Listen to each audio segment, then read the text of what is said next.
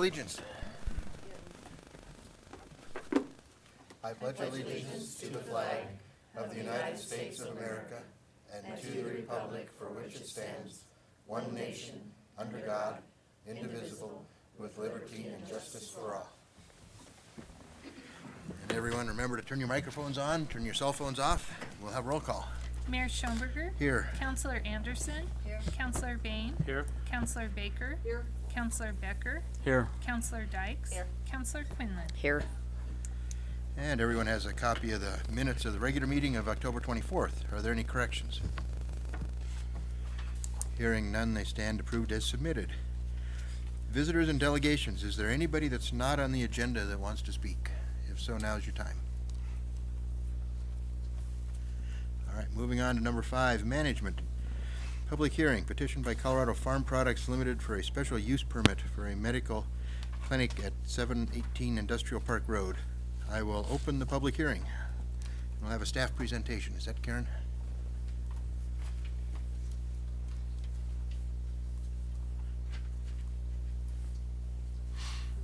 Good evening.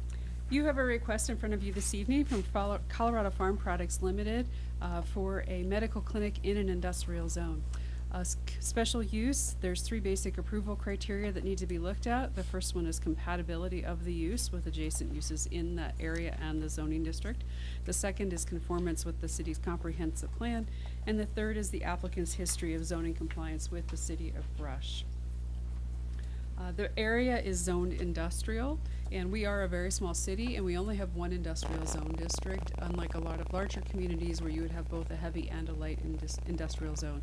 So we just have that 1 designation of industrial, and within our land use code, many of the various uses in that industrial zone require a special use permit. So that gives council the opportunity to really weigh how well any particular use would fit within that zone and what's already going on in that given area.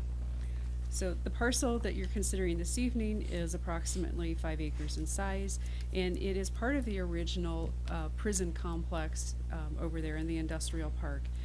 That area consists of a number of parcels, and there's 2 primary buildings over there, and we're talking about the southernmost building, which was also known as the Truman Building.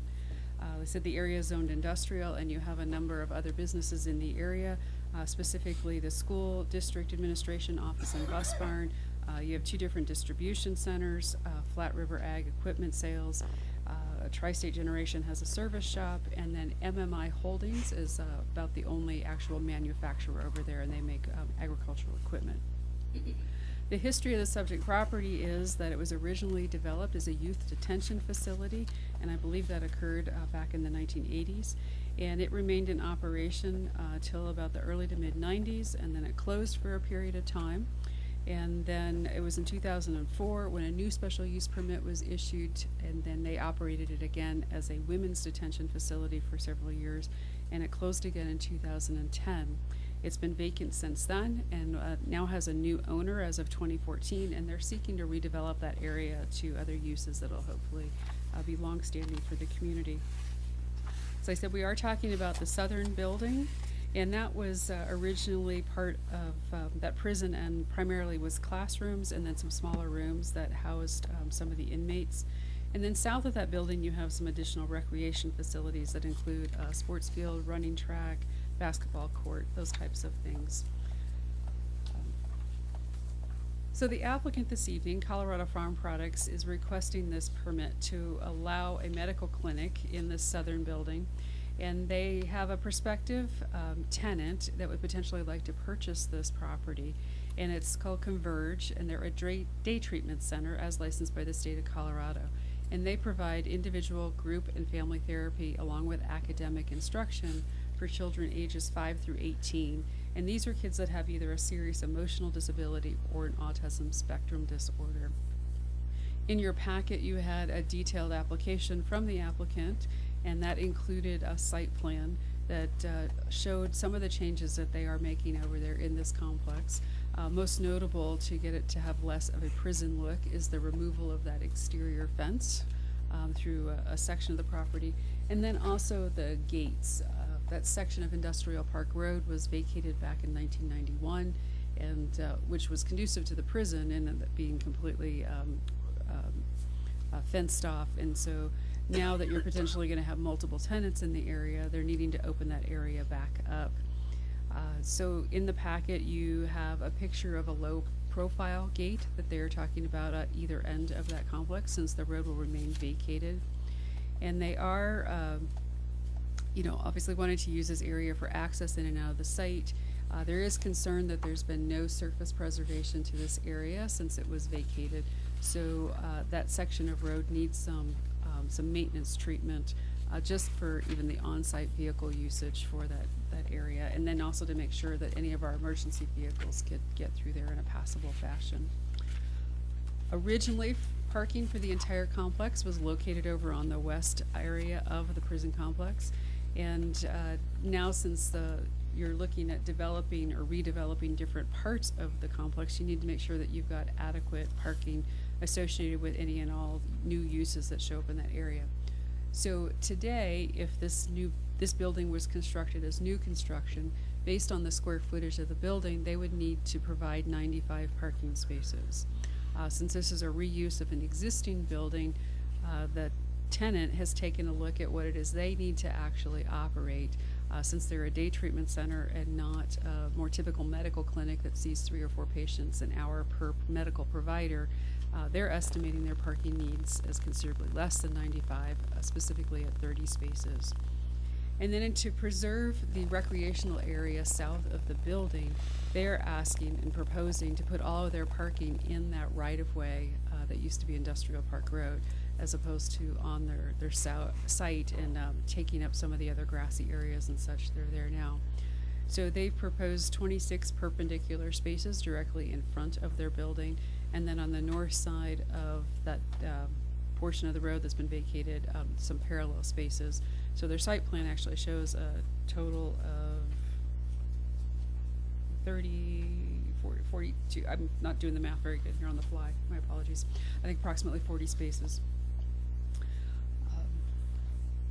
One thing that they are looking at doing that's specific to this type of a treatment center is a drop-off area for the clients. And so on that northeast corner of their property, there is a currently concreted area that they would like to use as that drop-off area. So in your packet, there is a more detailed blow-up that shows how they anticipate traffic circulating in that area for that drop-off site. Another item to discuss is the need for some landscaping.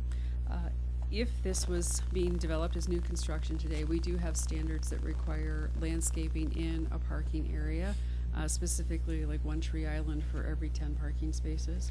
But when you look at this particular property, it seems to be that there may be more beneficial places to put landscaping rather than up in there along that existing parking area. There's already some trees along the southern fence area, but it may be nice for them to start to fill that in a little bit more, or along the eastern side of the property, a more dense tree line to help provide some buffering with some of the other industrial uses in the area. And then potentially other trees in and around the recreation area, obviously preserving the open grassy areas that they need, but also providing a little shade if they're doing some type of playground area. The final point would be the need to address exterior lighting. In the information provided, nothing was described, and this is actually kind of coming after the staff review, that we do need to have this looked at just to ensure that there is adequate nighttime visibility in that area, and then the need to provide good lighting in that drop-off area, especially during the winter months where you're dropping off some of the clients for the facility. This was noticed as a public hearing, both in the newspaper and posted on site. Notices were mailed out to property owners within 300 feet of the subject property. To date, we have not received any comments regarding this proposal in this area. So in looking at the approval criteria, it is noted that this day treatment center at this location would likely generate some additional traffic. I believe our Public Works Director was estimating about 80 trips per day. That would be consistent with the character of that area. And then when you look at the other uses in that area, those generate only modest noise and traffic. So at this time, it's anticipated that there would not be any conflicts between this proposed use and the existing uses in the area. In reviewing the comprehensive plan, identified a number of goals and policies that would be supportive of this. Specifically, we have a policy to support redevelopment within existing city limits, and then a goal to continue to develop a diversified and stable economic base that provides residents with a variety of job opportunities. This area is identified as an employment area on the future land use map. And then with regard to the applicant's compliance history, they have made a good faith effort to comply with all of the city, state, and federal regulations. And additionally, they do not have a history of zoning violations with the city. So in conclusion, staff's recommendation is that if council finds the proposal has met the review criteria, there are a number of conditions that we recommend be included with this approval. The first is just to clarify the piece of ground that the special use permit pertains to, and that would be Lot 1, Block 5, and that vacated portion of Industrial Park Road inside here at the city of Brush. The second point is that the burdens and benefits of the special use permit, as authorized by the city council, and pursuant to Article 16-6-20, sub F sub 1 of the Land Use Code, and subject to the provisions of Article 16-6-20 D and E, are deemed personal to the original applicant and shall be binding upon any person or entity leasing the property. 3, the property owner must record a cross-access agreement that will allow the previously vacated portion of Industrial Park Road to be used by all adjacent parcels for access and parking. 4, the applicant must perform surface preservation, specifically crack filling and a slurry seal, on that vacated portion of Industrial Park Road to ensure access. 5, parking spaces must be striped on the pavement, and we recommend that they consult with the city's Public Works Director to ensure the marking conforms to standards. 6, the tenant must maintain the appropriate state-issued license for their operations. 7, the applicant needs to provide information demonstrating adequate exterior lighting. 8, the applicant must prepare a landscaping plan, and the plan can be installed in phases over a 3-year period. 9, the building must be reviewed by a code professional, and any necessary changes made related to panic hardware or egress doors, or on the egress doors. 10, a Knox box for emergency access to the building must be installed on site as required for the fire department. 11, the applicant must provide 24/7 emergency access at the entry gates at the edges of the site. And then the final condition, number 12, the applicant and tenant must schedule an emergency services orientation walkthrough of the building prior to beginning their operations as a day treatment facility. Questions?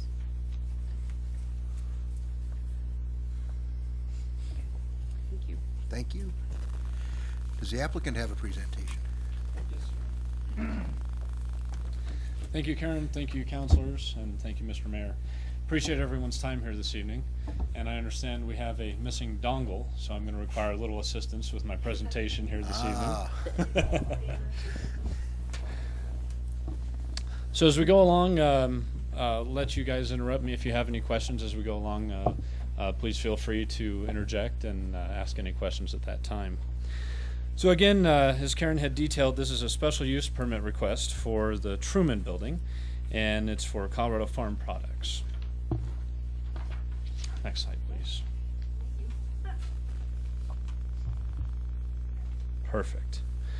So the Truman Building is one of the buildings that's located on the former site of the prison in the Brush Industrial Park, and was part of the High Plains Correctional Facility complex, where it was utilized in a number of different capacities during the operations of the facility. At one time, it was, and actually throughout the life of the facility, it acted as educational classrooms as well as housing for low-risk inmates. Since the closure of the facility, the building has been vacant since 2010. And adjacent to the Truman Building, and as Karen had mentioned, and part of the Lot 1, Block 5, is recreation facilities, which included a sports field, running track, basketball court. There's a shed there, and there was a former greenhouse on that site as well. So next slide, please. The existence of the prison facility created many unique zoning issues, and it is primarily in an industrial park for the city of Brush. The Truman Building was designed as an office or educational facility and does not lend itself to an industrial use for the underlying zoning of the area, i.e. manufacturing. The adaptive reuse of the building will be focused solely on a non-industrial user based upon the building's infrastructure. There is a precedence for the office's related use in the area, with the school district RE2 offices just down the street, where they perform administrative functions and also some testing. Next slide, please. Converge Day Treatment Center is our proposed tenant for the facility, and they offer children from ages 5 to 18 with serious emotional disabilities or an autism spectrum disorder the opportunity to receive intensive therapeutic treatment by a high-quality, qualified staff who are supportive in a structured environment and educational setting. They have been operating in Fort Morgan and hope to relocate to Brush in January of 2017.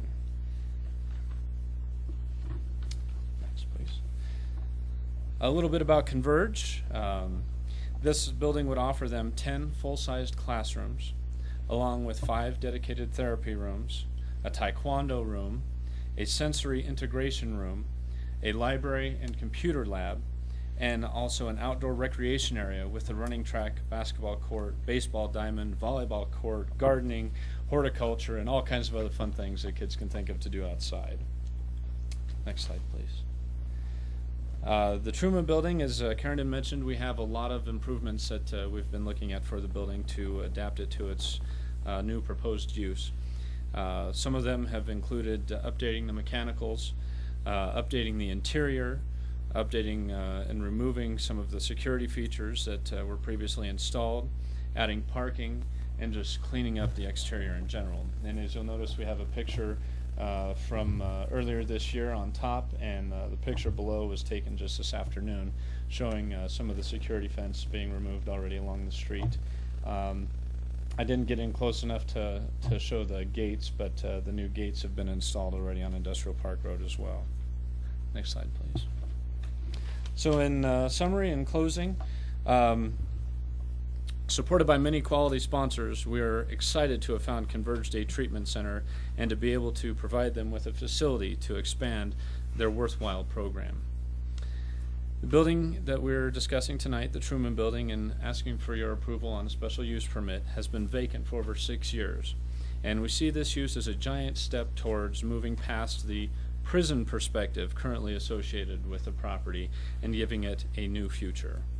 I thank you for your consideration and would be glad to answer any questions that you have.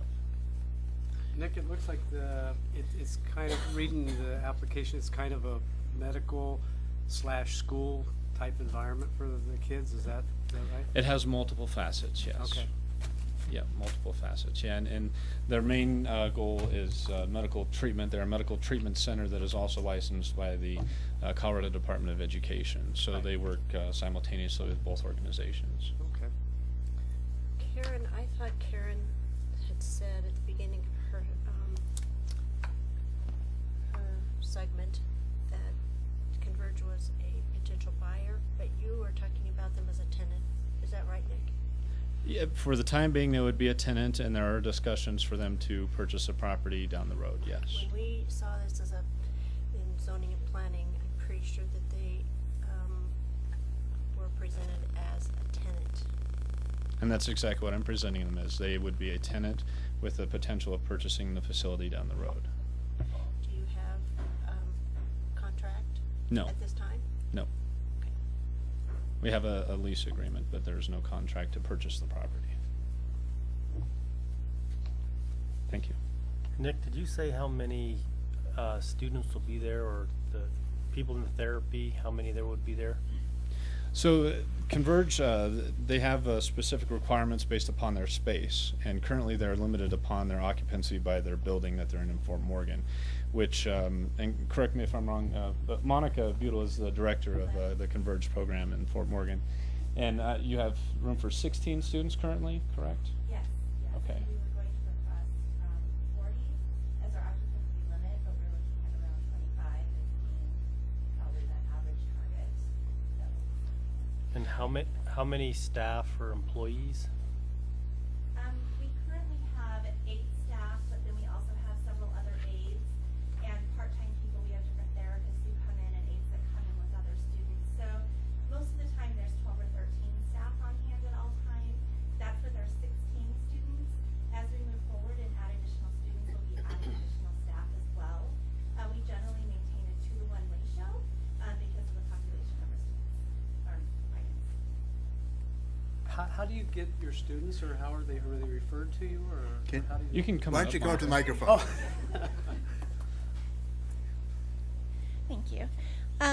Our students are referred to us by school districts. So we currently have children who come to us from 8 different school districts. Our students have to be publicly placed. That can be through Human Services, Department of Youth Corrections, or school Okay. districts. Okay, So from throughout the northeastern region. all right. Thank you. Any other questions for me?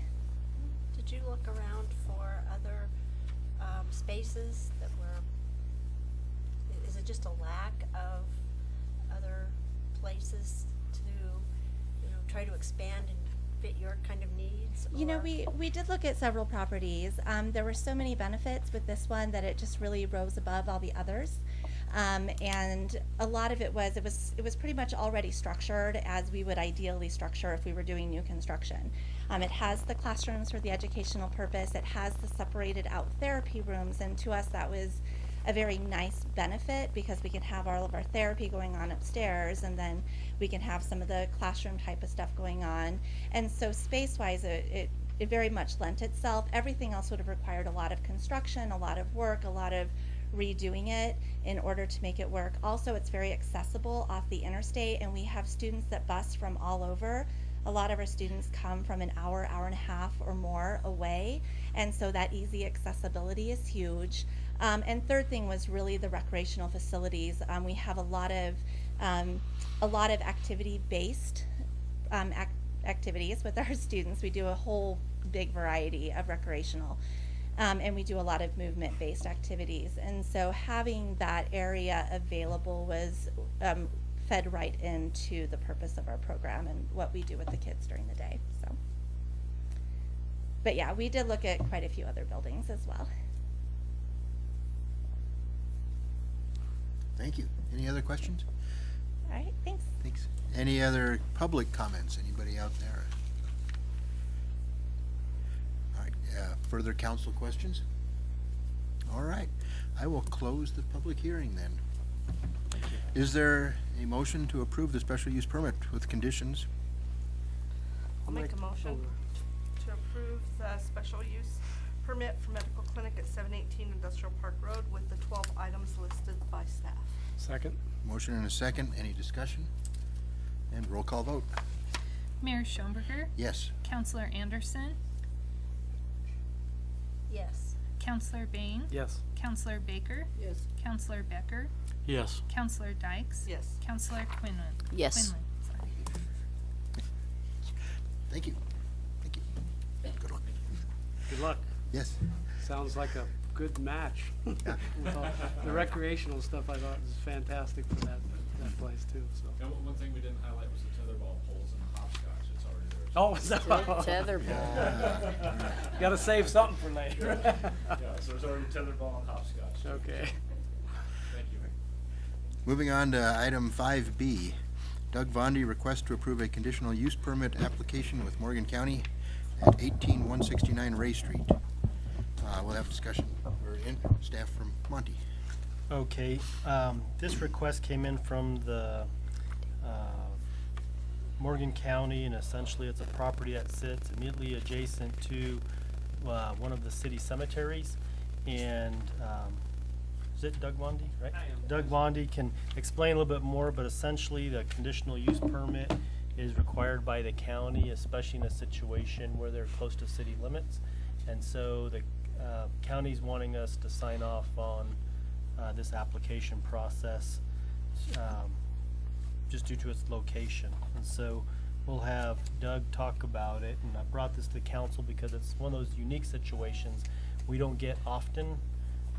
So We'll let Doug explain what his project is and get comments from the council and direction to sign off on the conditional use permit application. Hi, and good evening. Did you all get a letter, this copy of this letter? Yep. Okay, so there's no point in reading that, but basically, my wife and I purchased this property. We do custom silage, and we needed a place just to stay during harvest and to keep our smaller support equipment, because we live south of Woodrow, and dragging that stuff back and forth twice a year is just cost prohibitive for one thing. Currently, we stay with my sister and brother-in-law out at Snyder during harvest, and you just feel like you're imposing after a while. So we felt we needed a place of our own, and we actually do most of our business between Highway 6 and Highway 52, pretty much up on Road Y, because we shop for the 3 dairies that are on those roads. And we looked and looked for a place farther north, because it would have been a lot more ideal, but nothing showed up. And then when this became available, we thought, well, this will work. And then, as the letter said, Mom and Dad are getting older. We may be looking at having to move them back here to take care of them. And I thought, well, excuse me, if we get the apartment put in there, at least if they have to come back right away, we'd have a place for them to stay and be able to help take care of them. If they decided to put a house there, we have that option down the road. But basically, that's all it is for us to have a place to stay. I put in here that, there'll be a little more road traffic on Ray and Mill. Basically, that'll be us leaving in the morning and coming back at night. I don't plan on working on equipment there. I'm not gonna say we would never work on equipment there, because we could, but usually my brother-in-law's got a really nice shop with all the tools that we need, so that's where stuff goes when we need to work on it. So pretty much it's storage and a bunkhouse for us. Do you have any questions? Doug, one of the questions after looking at it was when you talk about leaving in the morning, come back in the evening, is this 1 truck, 5 trucks, 10, 15? Actually, it would be none. It's just 2 pickups leaving in the morning, 2 pickups coming home at night. I actually don't own any trucks that we use for silage anymore. I hire all my trucks from neighbors and producers that we buy silage from. And so it would basically, the only thing we'll have there is our support equipment. If we have to take a cutter there to work on, then the shop that's already there gives us that option to do that if we have to. But Okay, another question that had come up was between the cemetery and that shop that's on the property, is there a tree line already put in there? We're trying to remember that. there is, and Yeah. there's actually a 20-foot easement between the cemetery fence and for Mel Meiniger to be able to go down and take his pump house sits at the west end of that property, the southwest corner of that property, and so he has a 20-foot easement there between the fence, and then we have the trees that were pre-existing were planted there. So, and they kind of block things out fairly well. Yeah. So My- the storage is, I'm sorry, Chuck. Go ahead. Is the storage for silage?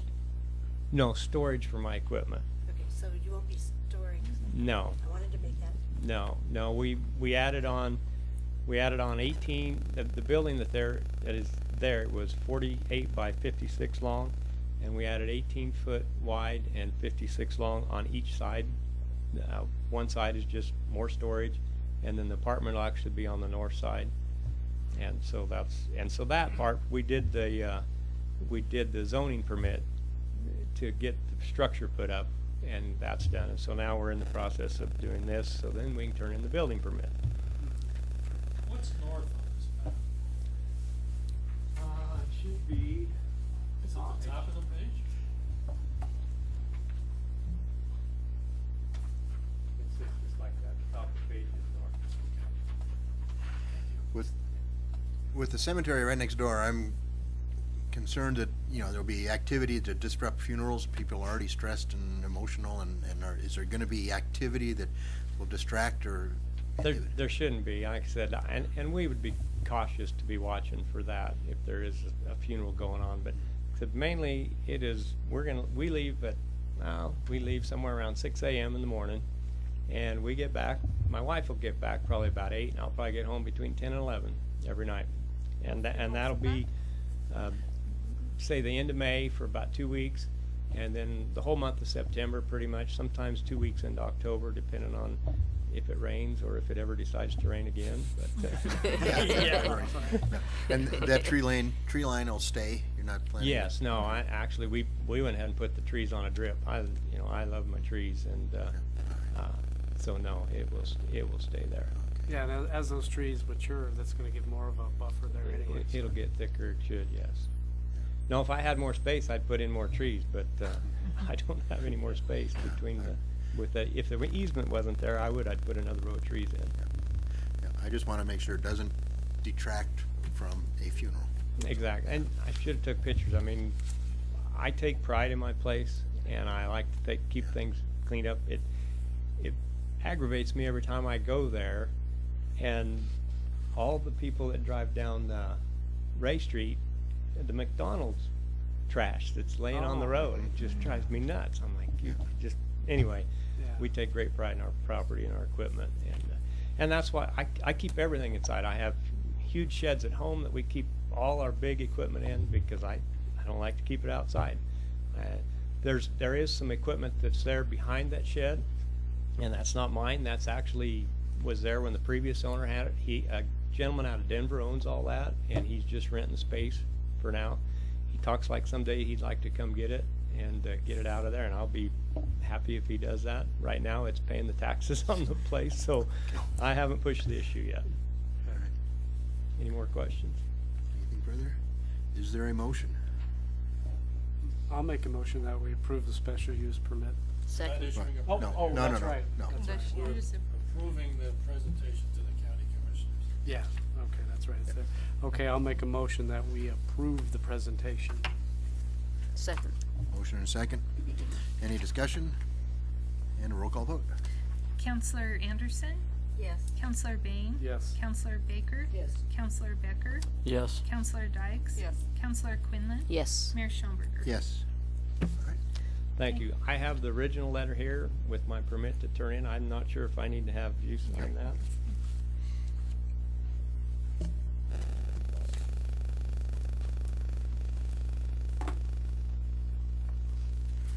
Are we good? Give it back to him, Bo, or are we done? We should have a copy of it. I got one in here with the American sign. You want a signed copy? No, that's all right. Yeah, I've got Thank you. All right. Thank you very much. Thank you. Moving on to number 6, finance. I make a motion that we approve disbursements and payroll from October 24th through November 14th, 2016, totaling $356,387.82. Second. Any discussion? Roll call vote. Counselor Bain, Yes. Counselor Baker, Yes. Counselor Becker, Yes. Counselor Dykes, Yes. Counselor Quinlan, Yes. Mayor Schomberger, Yes. Counselor Anderson. Yes. Number B, resolution number 2016-6 supplemental budget.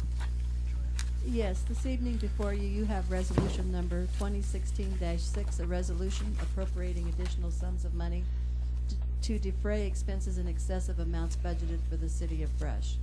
This is a supplemental budget for the 2016 budget.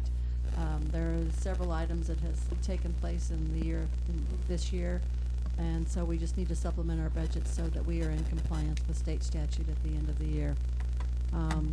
Notably, the general fund has the transfer over into the water fund. You may recall the general fund loaned the water fund $350,000 for them to purchase the Bostron farm. That is also on here under the water fund. And then there's also $190,000 being transferred into the golf course to help defray the expenses in the golf course. We also have the golf course fund on here with the transfers in from the general fund and the transfer in from community enhancement of $50,000. Conservation Trust is just additional improvements, capital outlay items for the golf course. And Joslyn Needham, you'll note they donated $277,200. The bulk of which was for the golf course and equipment of $243,200. All right. Any discussion? Is there a motion? I move that we adopt resolution number 2016-6, a resolution appropriating additional sums of money to defray expenses in excess of amounts budgeted for the city of Brush. Second. Motion and a second. Discussion and roll call vote. Counselor Baker, Yes. Counselor Becker, Yes. Counselor Dykes, Yes. Counselor Quinlan, Yes. Mayor Schomberger, Yes. Counselor Anderson, Yes. Counselor Bain. Yes. All right. Staff reports. I have down here DOLA grant for fire department building, is that Yep. Yeah. correct? Okay. Yeah, a little bit different this evening on staff reports. We did want to report one of our larger projects, the fire department building. The city council approved at the last meeting to move forward with submitting a grant application for the new fire department building or the expansion of the bays. And last Wednesday, the Rural Fire Board, they reviewed the grant application and they approved it as well. And we're doing one last quick breeze over of the application and then make sure everything's complete, and we'll be sending that off hopefully this week. We just want to let the council know because we've been working on this for quite a while. So we have some good momentum there, and once we submit that, we'll wait. We believe it's going to be around February when we start having the discussions with Greg Edel from DOLA, and he'll do a pro-con sheet on the application, and then we wait until the hearings that DOLA has, and we go there and present our case again. And presenting our case, you get about 5 minutes to tell them about the project, and then they get back to us a month or two later, let us know if we're going to receive the funds or not. So we're pretty excited about it, and looks like it's going in a good direction as of this week. Which cycle are we in? When does that have to be in, Monty? December, was it December 1? December 1. December That's what I 1. thought. Okay. But then the other thing is I haven't heard yet if they've released those funds for December 1 yet. Okay, that was my next Yeah, question. so we just watch the website or talk to Greg Edel, and Okay. probably every couple of weeks we'll touch base and see if there's any movement there. Okay.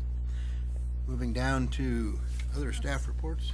Forgot Yeah, that. they're not listed on here, I so we'll didn't just do go a down the good road. job. Joanne, Finance. You know, I just have one quick item this evening. In front of you this evening was the invitation for the annual Christmas party. That'll be held Friday evening, December the 2nd at the golf course. We are asking, it is for you and your spouse or significant other, and we are asking that you do RSVP by November the 24th, which I think is the Wednesday before Thanksgiving. And you do have the choice of between prime rib and chicken cordon bleu. So we hope that you all are able to make it. Thank you. Scooting to next, the Chief Travis. A few things real quick. We was able to get two DUI grants, the LEAP grant and the high visibility grant, roughly $18,000, which provides for additional overtime for officers to enforce drug and alcohol laws. Recently we upgraded our trauma kits. This is going to give the officers the ability, when they first get on scene, to address serious injuries such as knife wounds, gunshot wounds, car accidents, serious injuries until the ambulance gets there. We have 3 officers scheduled to attend a leadership school. It's a 1 week for 3 months school. It's very hard to get into, and it's even more difficult in the classroom, but it's going to be a very, very good course. And just real quick, I want to give you guys an update on a pretty significant case that got resolved. We had 4 officers. I don't want to run through the whole thing, but we had a pretty significant abduction case that happened not too long ago. Investigation by 4 officers through technology and working with other agencies identified a suspect. They got a warrant for him. He was arrested in Louisiana and will be extradited back to Colorado to be held for trial. All right, very good. Thank you. Karen. I don't have anything else to report this evening. Okay, that's a quick one. Fire Department, Ray.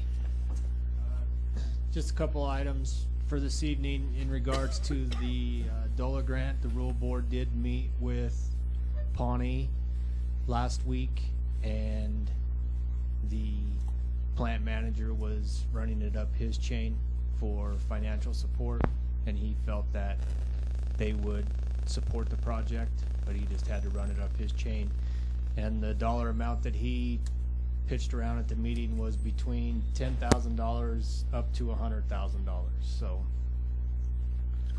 we'll see what comes of that. The tower was recently relettered, so it no longer says West Metro Fire on it. So it is relettered, and then we also put the crest of BHS on the tower. So it is getting close to being in service. Guys just went through the driver training portion of it, and so we just have a little bit of training left on it, and then it will be fully in service. Yep. I saw it. Those are nice big letters on the side too. It's quite an advertisement. So Yeah. It's very good. Did West Metro provide the training for that, Ray? They haven't came down yet, but Oh, they okay. are. Yes, it's in. They're- It's okay. there for them to come down and provide training on Good. it. Let's see. The AFG grant, we're just waiting for them to put it on the webpage so that we can close it out. We received all of our equipment, and that equipment's been in service for a few months now.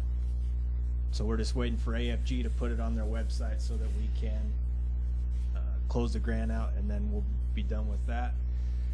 Along those lines, we just received notice from AFG that as part of their AFG grant for 2017, or it'll be funded in 2017 if you're wondered, is called a micro grant, which is for, you can't exceed $25,000.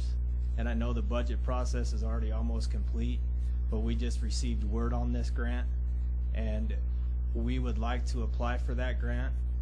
Our match for that grant would be a little over $1,900 for $25,000, and we would like to apply for a gear extractor and dryer. And the reason for that is, one, we don't have one. So if we have a structure fire or vehicle fire or a hazmat incident, or somebody gets body fluid on their gear, we have to take that to our local dry cleaner, which exposes him and his employees to all the toxins that are on our gear and to the rest of the customers' clothes that are in there.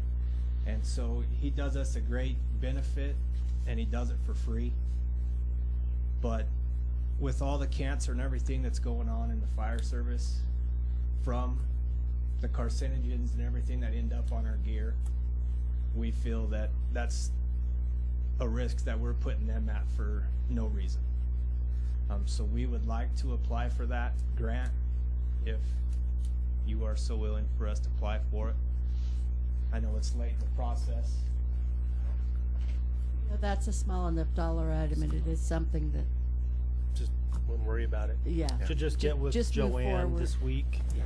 and then we'll figure that out, because it's It- a smaller one. And it may not be put in the budget for next year, but that's an easy one to supplement if we need to. It's a small enough item. Yep. Sounds good. And then we're trying to pencil down a date with the PD to do their CPR first aid training.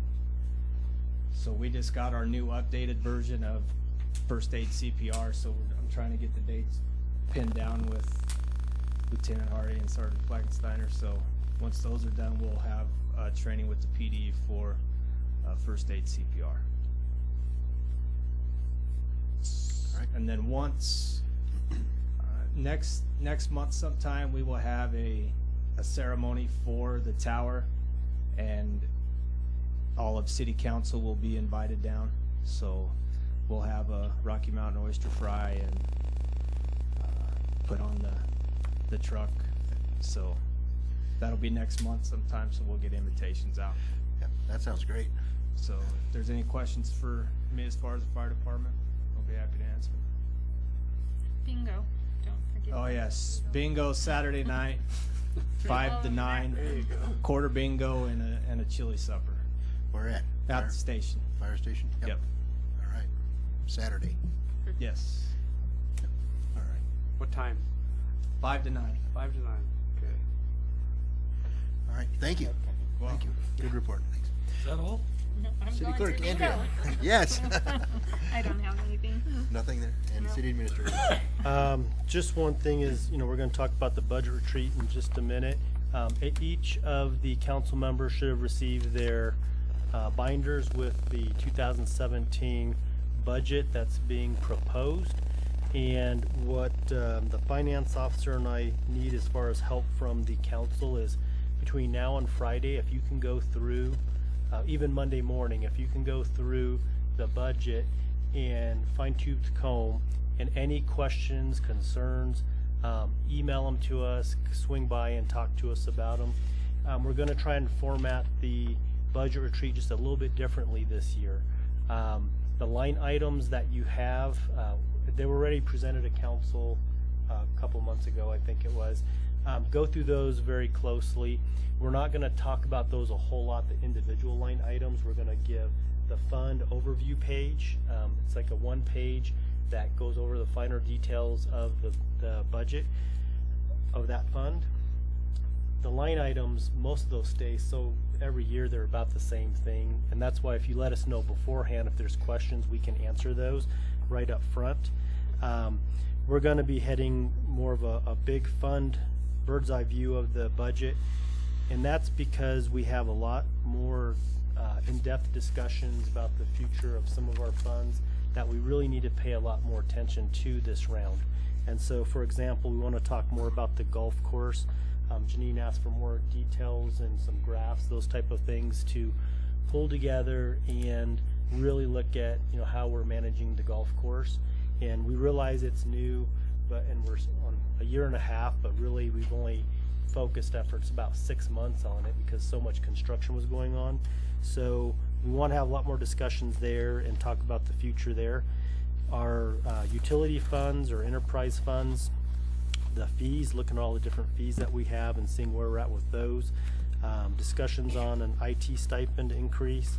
Our capital request sheet, looking at those, the larger purchases, which those are the big ticket items that we need to pay a little more attention to. And then some discussion around long-term financial goals for the city, where we want to be in the next 2 years, 5 years, 10 years down the road, and what we have to do to start planning for those now, and what we need to implement in the next few years to get that to happen. That's all I have. All right, thanks. What I have under mayor and council stuff is the dates for the rest of the year. Next Monday is our budget retreat. The following Monday is a regular council meeting. December 19th is a regular council meeting. And then what is your position or 19th. options? The 19th isn't one. Oh, it isn't? But we were wanting to know Oh. if you wanted to schedule one for the 19th. Oh, and then instead. Cancel the- instead. Cancel the Yeah. 28th and have it the 19th. Right. However, 26th. are you doing the No. first council meeting in December and a 19th, or just the 19th? That's what Monty was thinking that we would. Well, if we cancel the 26th, then we're looking at another date for. Okay, so you're keeping the first one in December? Yes, absolutely. Because So I the- have so it would to be have the my 12th? budget adopted by We the have 15th. to do the 12th. Yeah. Yeah. So we'd have one on the 12th and then the 9th. following week, the 19th, Yes. Instead of the day after Christmas. instead of the day after Christmas. And with the 19th, I would say that if we had business to take care of, if we didn't have anything really going on, Mhm. we would just call the mayor, and then if the mayor said, don't really need to have a meeting for 7 minutes, save everybody the time and hassle.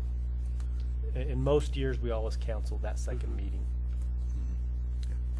But we need a motion to move, for the time being, to move the council meeting from the 26th to the 19th. I'll make a motion that we move our December 26th meeting to December 19th. Second. Motion and a second, any discussion? And a roll call vote. Counselor Becker, Yes. Counselor Dykes. Yes. Counselor Quinlan, Yes. Mayor Schomberger, Yes. Counselor Anderson, Yes. Counselor Bain, Yes. Counselor Baker. Yes. Any other reports?